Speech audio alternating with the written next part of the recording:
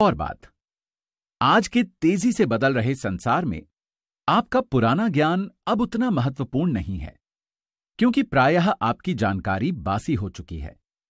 महत्वपूर्ण तो यह है कि आप कितनी तेजी से सीखते हैं। ये योग्यता अनमोल है। ये पैसे बनाने के ज्यादा तेज फॉर्मूले खोजने में अनमोल है, या आप चाहें तो इसे रेसिपी कह सकते हैं। पैसे के लिए मेहनत करना एक पुराना फॉर्मूला है जो गुफा मानव के जमाने में उत्पन्न हुआ था। 5. खुद को सबसे पहले पैसे दें। आत्म अनुशासन की शक्ति। यदि आप खुद पर काबू नहीं रख सकते तो अमीर बनने की कोशिश ना करें। निवेश करने, पैसे बनाने और उसे उड़ा डालने में कोई तुक नहीं है। आत्म अनुशासन के अभाव की वजह से ही ज्यादातर लॉटरी विजेता करोड़ों जीतने के बाद भी जल्द ही फक्कड़ हो जाते हैं। आत्म अनुशासन के अभाव की वजह से ही जिन लोगों को वेतन वृद्धि मिलती है, वे तुरंत बाहर निकलकर एक नई कार खरीद लेते हैं या जहाज पर अन्य देशों की सैर करने निकल जाते हैं। यह कहना मुश्किल है कि मेरे 10 कदमों में से कौन सा कदम सबसे ज्यादा महत्वपूर्ण है, लेकिन यदि यह आप में पहले से ही मौजूद ना हो तो इस कदम में माहिर बनना शायद सबसे मुश्किल है। मैं तो यहां तक कहूंगा कि अनुशासन की कमी ही वो सबसे बड़ा कारण है जो लोगों को अमीरों, गरीबों और मध्यवर्गीय लोगों में पृथक करता है। सरल भाषा में कहा जाए तो जिन लोगों का आत्मसम्मान कम होता है और जिनमें वित्तीय दबाव सहने की शक्ति कम होती है, वे कभी अमीर नहीं बन सकते। जैसा मैं कह चुका हूं, अपने अमीर डैडी से मैंने ये सबक सीखा था कि संसार आपको इधर उधर धक्के मारेगा। संसार लोगों को चारों तरफ धक्के मारता है, इसलिए नहीं क्योंकि दूसरे लोग दबंग हैं, बल्कि इसलिए क्योंकि आप में आंतरिक नियंत्रण और अनुशासन का अभाव होता है। जिन लोगों में आंतरिक सहन शक्ति की कमी होती है, वे अक्सर आत्म अनुशासन वाले लोगों के शिकार हो जाते हैं। मैं जिन उद्यमी कक्षाओं में सिखाता हूं, उनमें मैं लोगों को लगातार याद दिलाता हूं कि वे अपने प्रोडक्ट, सेवा या सॉफ्टवेयर पर नहीं, बल्कि प्रबंधन योग्यताएं बढ़ाने पर ध्यान केंद्रित करें। अपना खुद का कारोबार शुरू करने के लिए प्रबंधन की 3 सबसे महत्वपूर्ण योग्यताएं ये हैं। 1. कैश फ्लो का प्रबंधन। 2. लोगों का प्रबंधन। 3. व्यक्तिगत समय का प्रबंधन।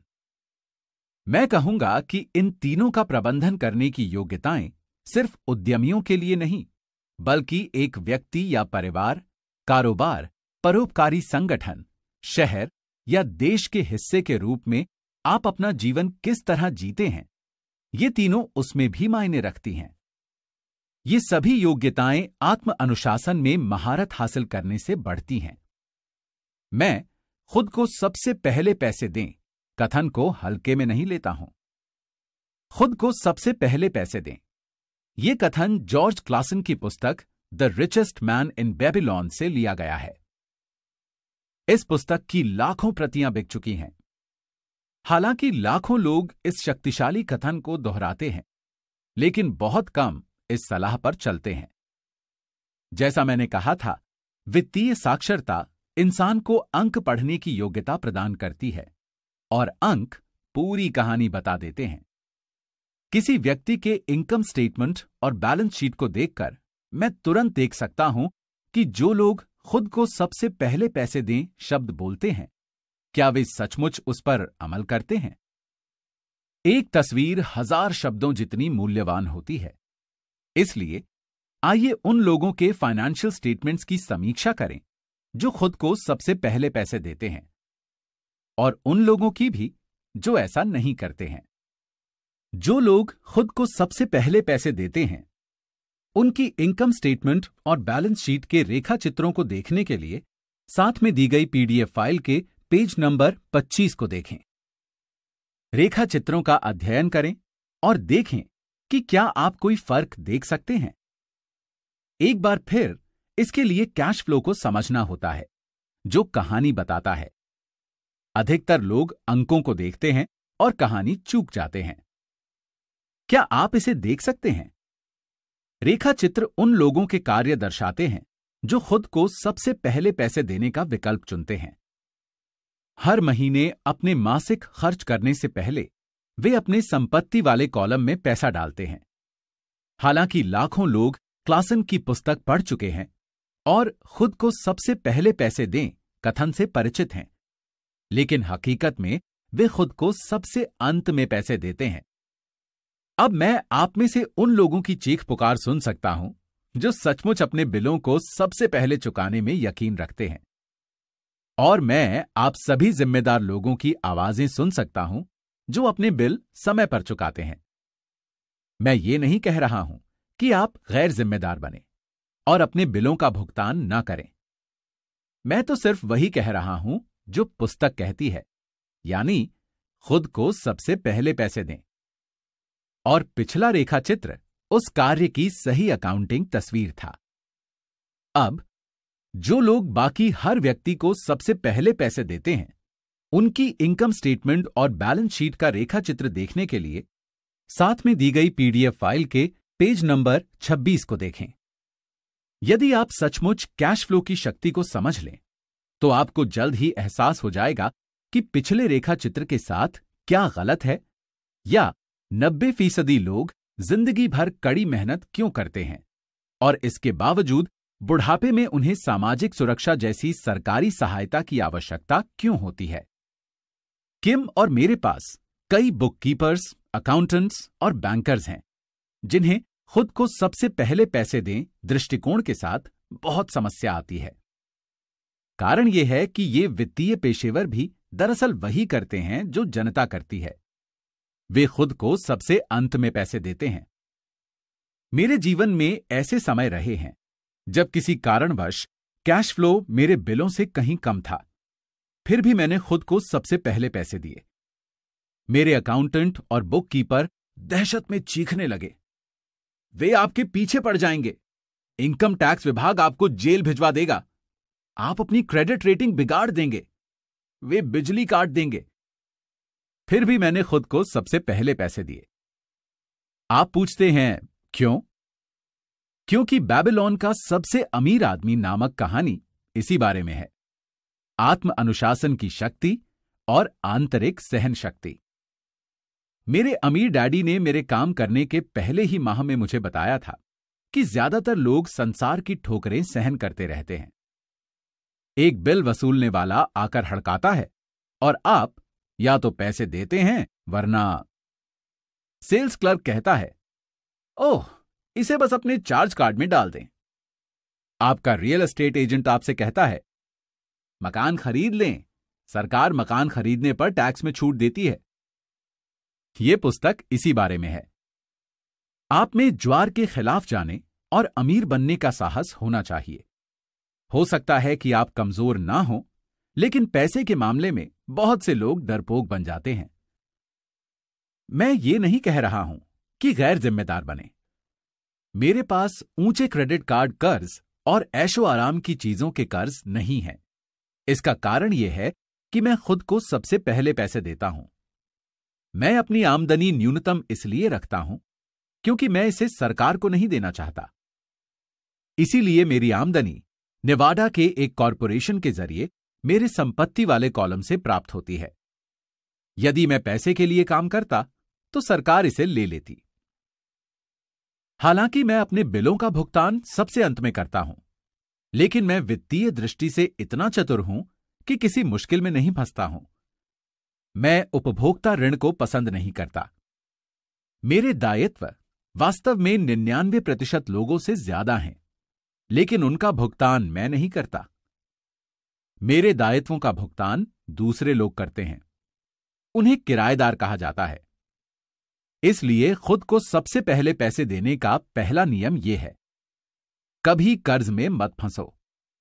हालांकि मैं अपने बिलों का भुगतान सबसे अंत में करता हूं, लेकिन ये उन छोटे महत्वहीन बिलों के मामले में ही होता है जो मुझे चुकाने होते हैं। कभी कभार जब पैसों की तंगी रहती है, तब भी मैं खुद को सबसे पहले पैसे देता हूं। मैं कर्ज देने वालों और सरकार को चीखने चिल्लाने देता हूं। उनका सख्त होना मुझे अच्छा लगता है। क्यों? क्योंकि वे लोग मुझ पर एक एहसान कर रहे हैं। वे मुझे बाहर निकलकर ज्यादा पैसे कमाने के लिए प्रेरित कर रहे हैं। इसलिए मैं खुद को सबसे पहले पैसे देता हूं, उस पैसे का निवेश करता हूं और कर्ज देने वालों को चीखने चिल्लाने देता हूं। मैं आमतौर पर उन्हें सही समय पर पैसे दे देता हूं। किम और मेरी क्रेडिट रेटिंग बेहतरीन है। हम बस दबाव के सामने नहीं झुकते और उपभोक्ता ऋण चुकाने के लिए अपनी बचत को खर्च नहीं करते या शेयरों को नहीं बेचते। इसमें बहुत ज्यादा वित्तीय समझदारी नहीं है। खुद को सबसे पहले सफलतापूर्वक पैसे देने के लिए इन बातों का ध्यान रखें। 1. कभी भी भारी कर्ज में ना फंसें जिसे आपको चुकाना हो। अपने खर्च कम रखें। अपनी संपत्तियों को सबसे पहले बनाएं। इसके बाद ही कोई बड़ा मकान या अच्छी कार खरीदें। चूहा दौड़ में फंसे रहने में कोई समझदारी नहीं है। 2. जब आपके पास पैसे की तंगी हो तो दबाव बढ़ने दें, लेकिन अपनी बचत या निवेशों में हाथ न डालें। दबाव का इस्तेमाल अपनी वित्तीय प्रतिभा को प्रेरित करने के लिए करें, ताकि ये ज्यादा पैसे कमाने और आपके बिलों का भुगतान करने के नए तरीके सोचे। इससे आपकी पैसे बनाने की योग्यता और वित्तीय बुद्धि दोनों ही बढ़ जाएंगी। मैं बहुत बार वित्तीय मुश्किलों में फंसा हूं, लेकिन मैंने हमेशा ज्यादा आमदनी कमाने के लिए अपने दिमाग का इस्तेमाल किया है और अपने संपत्ति वाले कॉलम में मौजूद संपत्तियों की दृढ़ता से रक्षा की है। मेरा बुक कीपर चिल्लाता हुआ दौड़ लगाकर छिप गया था, लेकिन मैं एक अच्छे सैनिक की तरह किले की रक्षा कर रहा था। संपत्ति का किला।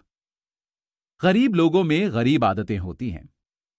बचत में हाथ डालना एक आम बुरी आदत है। अमीर लोग जानते हैं कि बचत का इस्तेमाल बिल चुकाने के लिए नहीं, बल्कि ज्यादा पैसे कमाने के लिए किया जाता है। मैं जानता हूं कि यह कठोर लगता है, लेकिन जैसा मैंने कहा था, अगर आप अंदर से कठोर नहीं हैं, तो संसार आपको वैसे भी हमेशा इधर से उधर धक्के मारेगा। यदि आपको वित्तीय दबाव पसंद नहीं है, तो ऐसा फॉर्मूला खोजें जो आपके लिए कारगर हो। एक अच्छा फॉर्मूला है खर्च कम करना, अपना पैसा बैंक में रखना, इनकम टैक्स में अपने न्यायपूर्ण हिस्से से ज्यादा भुगतान करना, सुरक्षित म्यूचुअल फंड्स खरीदना और फिर औसत बने रहने की कसम खाना। लेकिन ये खुद को सबसे पहले पैसे दें नियम का उल्लंघन है।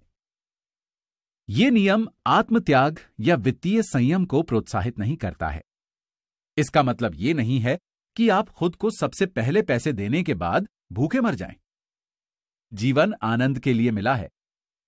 अगर आप अपनी वित्तीय प्रतिभा का आह्वान करते हैं, तो आपको जीवन की सारी चीजें मिल सकती हैं। आप अमीर बन सकते हैं और बिल चुका सकते हैं, और इसी को वित्तीय बुद्धि कहते हैं। 6. अपने ब्रोकर्स को अच्छे पैसे दें। अच्छी सलाह की शक्ति। कई बार मैं देखता हूं कि लोग अपने मकान के सामने एक तख्ती लगा देते हैं जिस पर लिखा होता है मालिक द्वारा बिकाऊ है। या मैं टीवी पर लोगों को देखता हूं जो डिस्काउंट ब्रोकर्स होने का दावा करते हैं। मेरे अमीर डैडी ने मुझे इसकी विपरीत नीति पर चलना सिखाया था। वे पेशेवरों को अच्छे पैसे देने में यकीन करते थे और मैं भी उन्हीं की नीति पर चलता हूं। आज मेरे पास महंगे वकील, अकाउंटेंट, रियल एस्टेट ब्रोकर्स और शेयर दलाल हैं। क्यों? क्योंकि अगर, और मेरा मतलब है अगर, ये लोग पेशेवर हैं, तो उनकी सेवाओं से आपका मुनाफा बढ़ना चाहिए। और वे मुझसे जितने ज्यादा पैसे कमाते हैं, उनकी बदौलत मैं उससे बहुत ज्यादा पैसे कमाता हूं। हम सूचना के युग में रहते हैं। सूचना बेशकीमती है।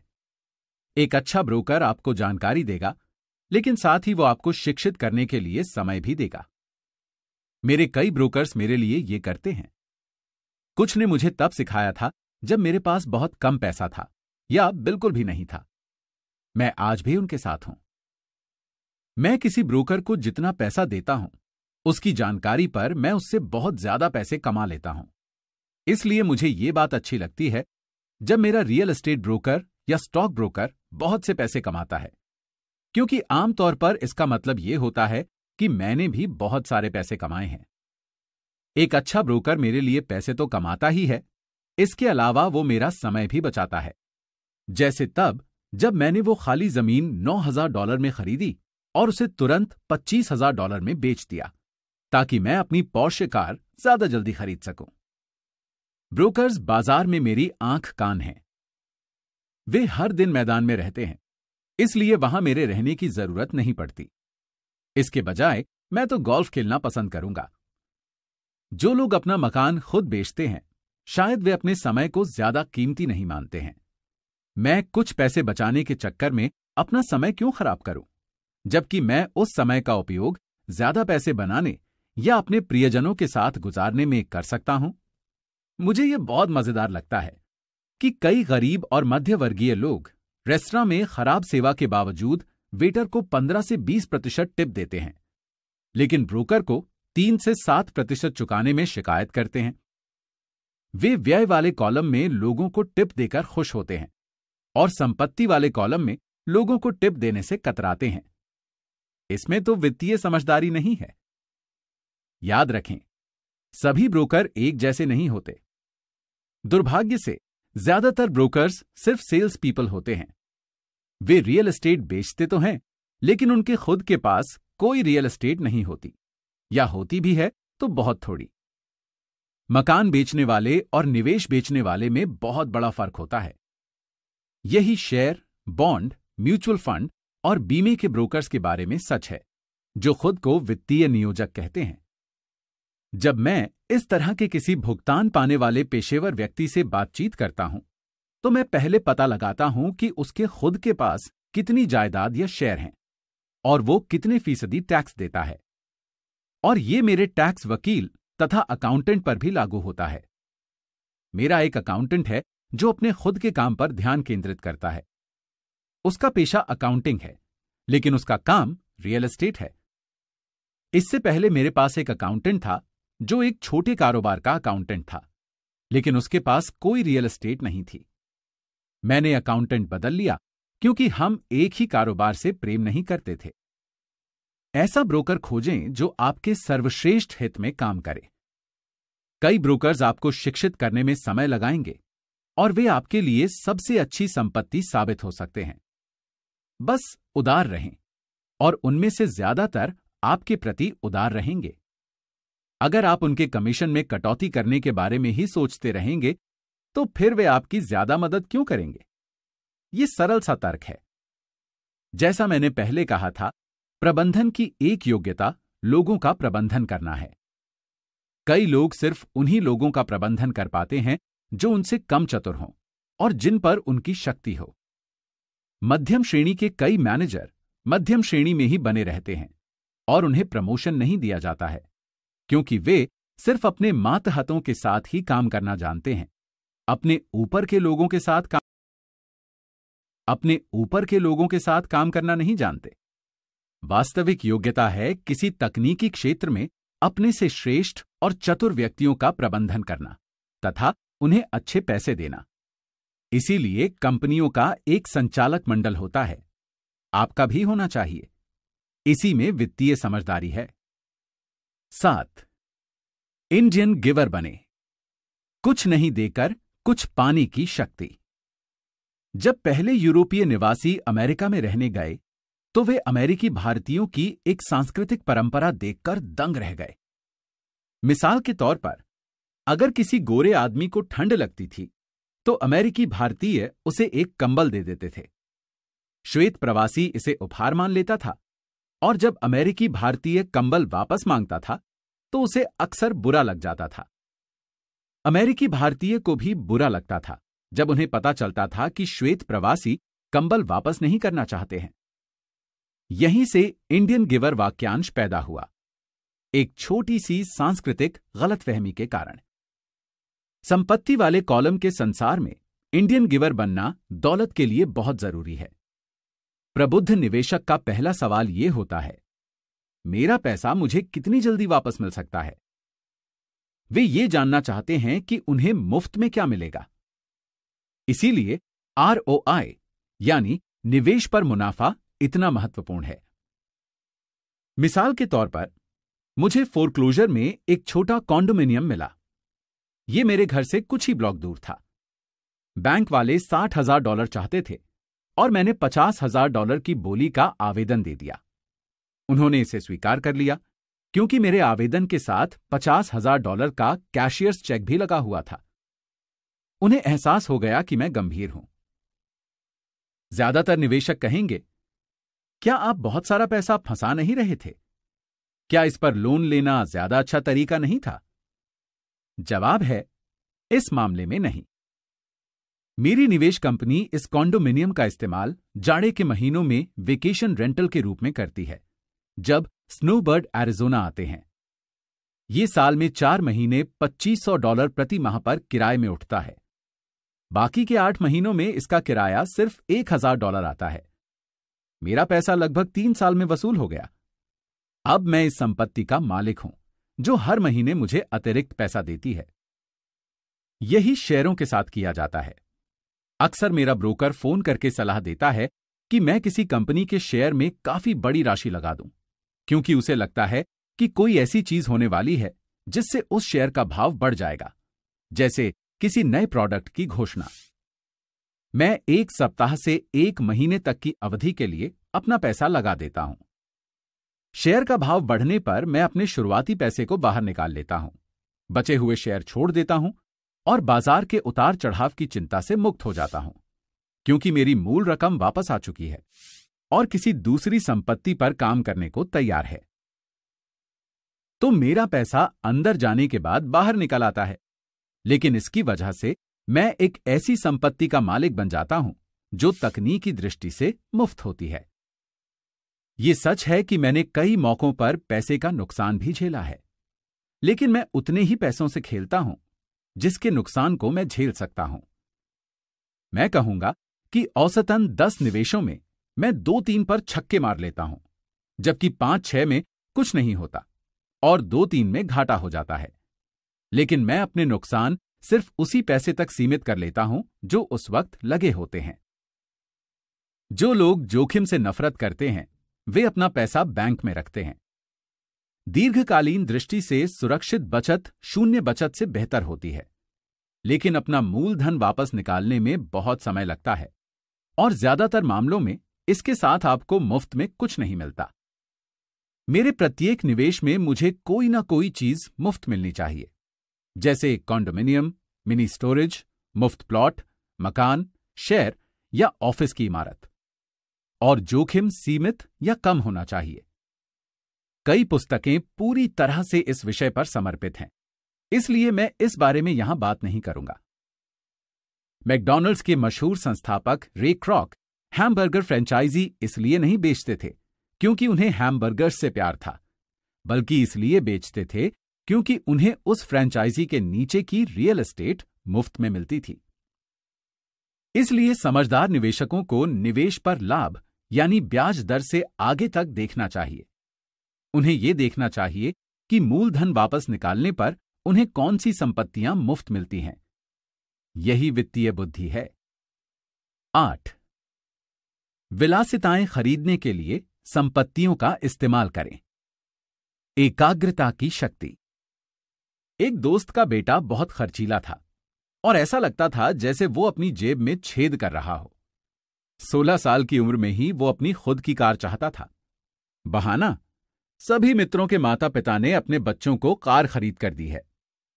लड़का अपनी बचत में से पैसे निकालकर कार का डाउन पेमेंट देना चाहता था। उसके पिता ने मुझे फोन किया और फिर सलाह लेने के लिए मुझसे मिलने आए।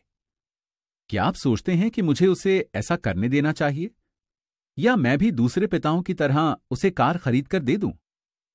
मैंने जवाब दिया, इससे कुछ समय के लिए तो दबाव कम हो जाएगा, लेकिन भविष्य के लिए वो कौन सा सबक सीखेगा? क्या आप कार का मालिक बनने की उसकी इस इच्छा का इस्तेमाल करके उसे कुछ सीखने के लिए प्रेरित कर सकते हैं? अचानक उसके दिमाग की बत्ती जल गई और वो तेजी से घर चला गया। 2 महीने बाद मैं अपने मित्र से दोबारा मिला। मैंने पूछा, क्या आपके बेटे को नई कार मिल गई? नहीं, उसे नहीं मिली, लेकिन मैंने उसे कार के लिए $3,000 दे दिए। मैंने उससे कहा कि वो अपनी कॉलेज मनी के बजाय मेरे पैसों का इस्तेमाल करे। वाह, ये तो आपकी उदारता है। मैंने कहा, दरअसल ऐसा कुछ नहीं है। पैसे के साथ एक शर्त जुड़ी है। शर्त क्या है? मैंने पूछा। देखिए, सबसे पहले तो हमने आपका कैश फ्लो गेम खेला। फिर हमने पैसे के समझदारीपूर्ण उपयोग के बारे में लंबी बातचीत की। उसके बाद मैंने उसे द वॉल स्ट्रीट जर्नल की सदस्यता दिला दी और शेयर बाजार पर कुछ पुस्तकें भी दिला दी। फिर क्या हुआ? मैंने पूछा। शर्त क्या थी? मैंने उससे कहा कि वे $3,000 उसके थे, लेकिन वो उस पैसे से सीधे कार नहीं खरीद सकता था। वो इसका इस्तेमाल किसी शेयर ब्रोकर को खोजने और शेयर खरीदने बेचने में कर सकता था। एक बार जब वो उस $3,000 को 6,000 कर लेगा, तो फिर वो उसमें से कार खरीद सकता है और बाकी का $3,000 उसके कॉलेज फंड में चला जाएगा। और परिणाम क्या हुआ? मैंने पूछा।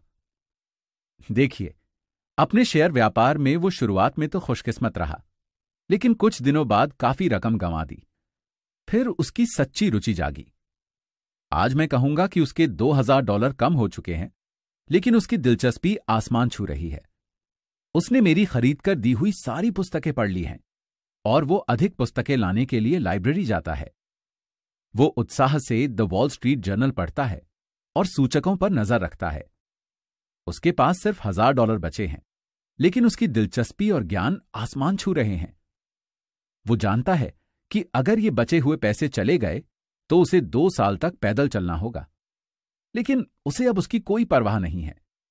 वो तो कार लेने में रुचि भी नहीं दिखाता है, क्योंकि उसे एक ज्यादा मजेदार खेल मिल गया है। मैंने पूछा, अगर वो सारा पैसा गंवा दे तो क्या होगा? तब की तब देखी जाएगी। मैं तो यही चाहूंगा कि वो हर चीज अभी गंवा दे, बजाय इसके कि वो हमारी उम्र में आकर हर चीज गंवाने का जोखिम ले। और इसके अलावा मेरी समझ से मैंने उसकी शिक्षा पर अब तक जितने पैसे खर्च किए हैं, उनमें यही $3,000 सबसे सार्थक रहे हैं। वो जो सीख रहा है वो जीवन भर उसके काम आएगा, और ऐसा लगता है कि अब वो पैसे की शक्ति का सम्मान करने लगा है। जैसा मैंने पहले कहा था, अगर कोई व्यक्ति आत्म अनुशासन की शक्ति में माहिर नहीं बन सकता, तो अमीर बनने की कोशिश नहीं करना ही सबसे अच्छा है।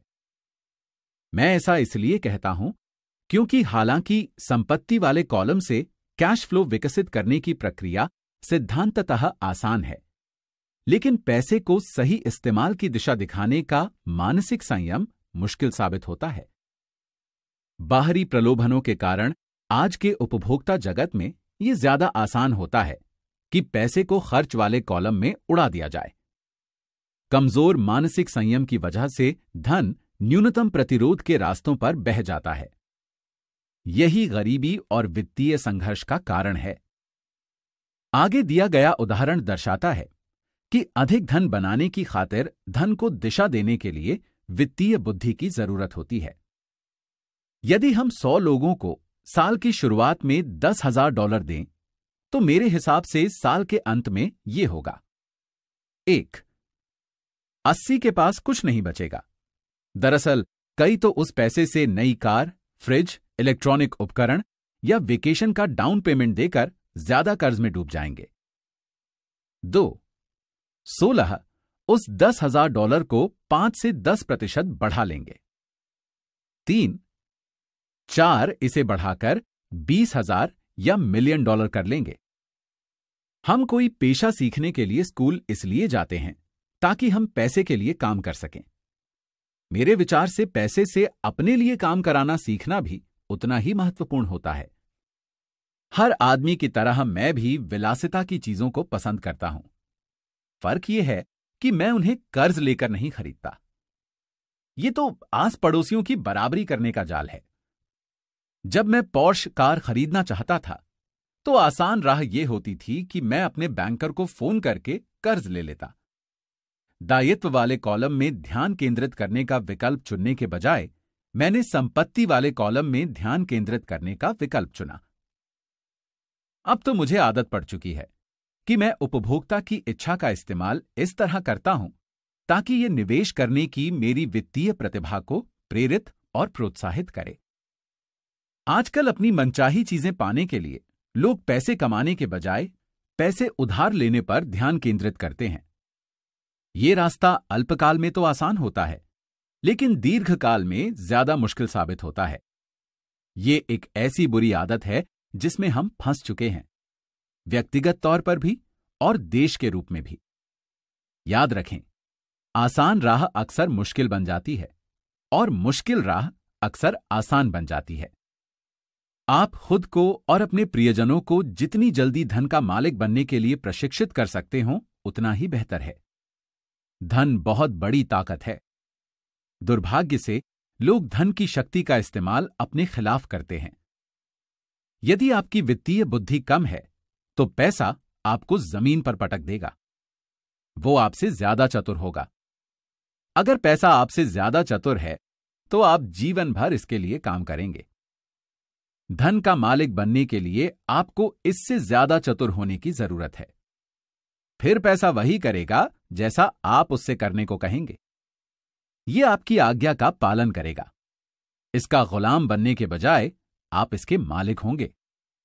इसी में वित्तीय समझदारी है। 9. नायक चुने। मिथक की शक्ति। बचपन में मैं विली मेज, हैंक एरन और योगी बैरा का दीवाना था। वे मेरे नायक थे और मैं उन्हीं जैसा बनना चाहता था। मैं उनके बेसबॉल कार्ड्स संजोकर रखता था। मैं उनके आंकड़े मुंह जबानी जानता था। आरबीआई, ईआरए, उनके बैटिंग औसत, वे कितना कमाते थे और वे माइनर लीग से ऊपर कैसे आए। 9-10 साल की उम्र में जब मैं बेसबॉल खेलने के लिए मैदान में उतरता था या फर्स्ट बेस या कैचर खेलता था, तो ये मैं नहीं होता था। मैं तो मशहूर बेसबॉल खिलाड़ी होने का नाटक करता था।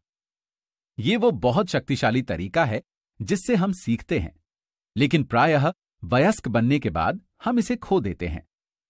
हम अपने नायकों को खो देते हैं। आज मैं अपने घर के पास छोटे बच्चों को बास्केटबॉल खेलते देखता हूं। मैदान में वे छोटे जॉनी नहीं होते हैं। वे तो अपना प्रिय बास्केटबॉल नायक होने का नाटक कर रहे होते हैं। नायकों की नकल या अनुकरण करना सीखने का सचमुच शक्तिशाली तरीका है। बड़े होने के बाद आज मेरे नए नायक हैं। मेरे गोल्फ नायक हैं और मैं उनके शॉट की नकल करता हूं तथा उनके बारे में हर चीज पढ़ने की पूरी कोशिश करता हूं। मेरे Donald Trump, Warren Buffett, Peter lynch, George Soros और जिम रॉजर्स जैसे नायक भी हैं।